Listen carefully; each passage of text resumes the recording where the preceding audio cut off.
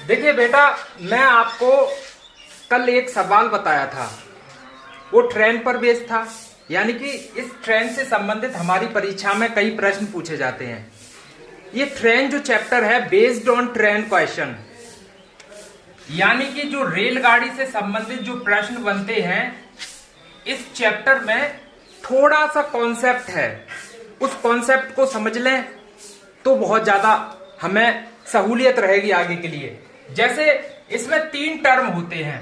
अगर देखा जाए कोई भी व्यक्ति डिस्टेंस की बात करेगा, अगर डिस्टेंस को देखें तो हम दूरी कहेंगे और इसका जो सिंबल होता है वो स्मॉल डी होता है, इसको हम कैपिटल डी से डिनोट करते हैं।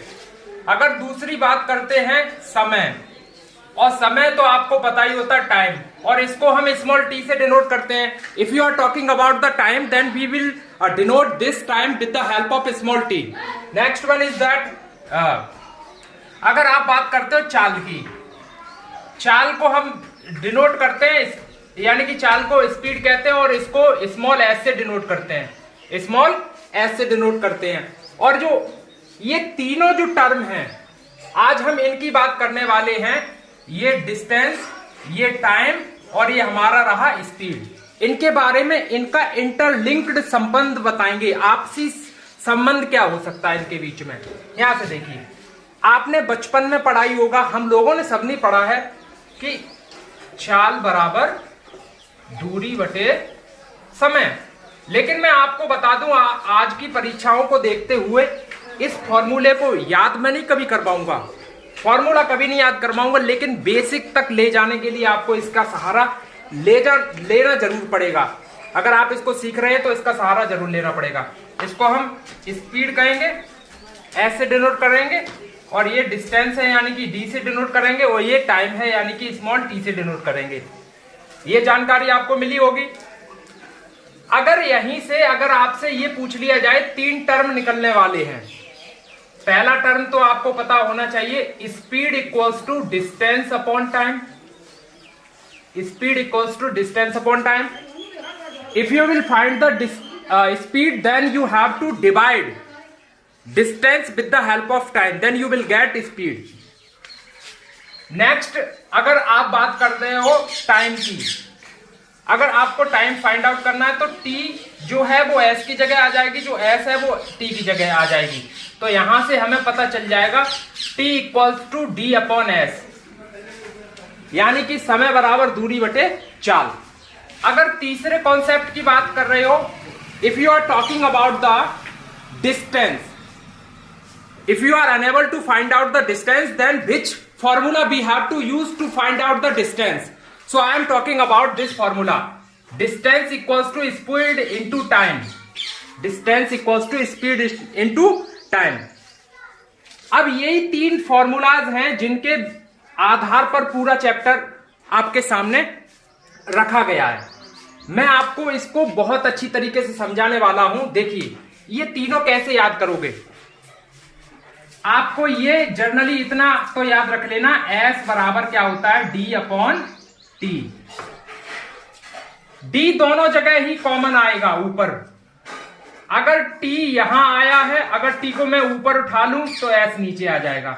दो यहां से फॉर्मूला जनरेट हो गया, D दोनों जगह ऊपर ही प्लेस में रहा।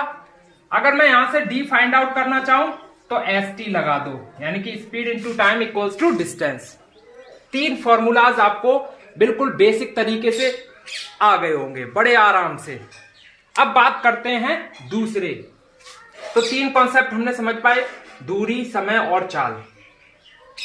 दूरी को एस से डिनोट करते हैं, समय को टी से डिनोट करते हैं, और सॉरी स्पीड को स्मॉल एस से, और दूरी को स्मॉल डी से, और टाइम को स्मॉल टी से। ये आपको समझ में आया होगा। अगला कॉन्सेप्ट देखते हैं, आप लोगों को बेहतर समझ में आएगा। आप आखिरी तक बने रहिए, आखिरी तक देखना, आपको अच्छी तरीके से समझ में आएगा। तो हम इसकी बात करते हैं। जैसे अगर हमें कोई स्पीड दी गई होगी, अगर जो स्पीड दी गई होगी तो स्पीड दो हमें यूनिट में दी जाती है, 2 इकाइयों। स्पीड की 2 यूनिट होती हैं। पहली स्पीड मीटर पर सेकंड में हमें दी गई होगी, या तो स्पीड मीटर पर सेकंड में दी होगी, या स्पीड को किलोमीटर पर घंटे में दिया गया होगा। अगर कोई भी, जैसे आपके सामने ये दिया गया है, जैसे मान लिया पहला क्वेश्चन दिया गया है कि हम इस 72 किलोमीटर, जो हमारा 72 है यानी कि 72 किलोमीटर पर आवर है, यानी कि कोई ट्रेन या गाड़ी या व्यक्ति 72 किलोमीटर 1 घंटे में चल पाता है, तो यही स्पीड को हमें मीटर पर सेकंड में चेंज करना है। तो हमें इसमें किससे इसको डिवाइड करना पड़ेगा? अगर आप छोटी यूनिट में ले जाना चाहते हो तो आप 5/18 यानी कि 5/18 से इसमें भाग देंगे तो वो आपको मीटर पर सेकंड में मिल जाएगी। यहां से देखिए 18 से 72 डिवाइड करेंगे 4 टाइम और 4 5 जा 20। So here the speed in metre per second 20 metre per second. अगर आपको दूसरा यहां से दे दिया जाए, जैसे अगर आपसे पूछ लिया जाए कि 30 मीटर पर सेकंड दे दिया गया है, 30 मीटर पर सेकंड दे दिया गया और इसको हमें किलोमीटर पर घंटा में चेंज करना है, तो किलोमीटर पर घंटा में चेंज करने के लिए जैसे अभी हमने बड़ी यूनिट से छोटी यूनिट में लाए थे तो 5/18 से गुणा किया था। अब ये छोटी यूनिट है और इसको हमें बड़ी यूनिट में ले जाना है, तब हम 18/5 से गुणा करेंगे। तो यहां से बड़े आराम से निकल पाएंगे। 5 से इसको काटा 6 बार, अब 18 से 6 में गुणा कर दो तो 18 छक्के 108। तो यहां से जो हमारी स्पीड मीटर पर सेकंड में थी, अब वो किस में आ गई? किलोमीटर पर घंटे में।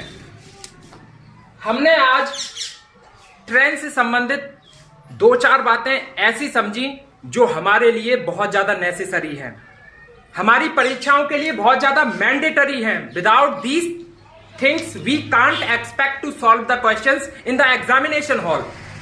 So I think it is necessary for yourself. We will meet you again after some time in next video.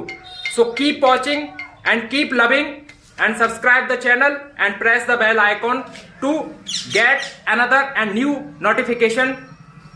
और आप यहां से बहुत कुछ फायदा उठा पाएंगे। तो thank you, thanks a lot. जय हिंद, जय भारत, धन्यवाद।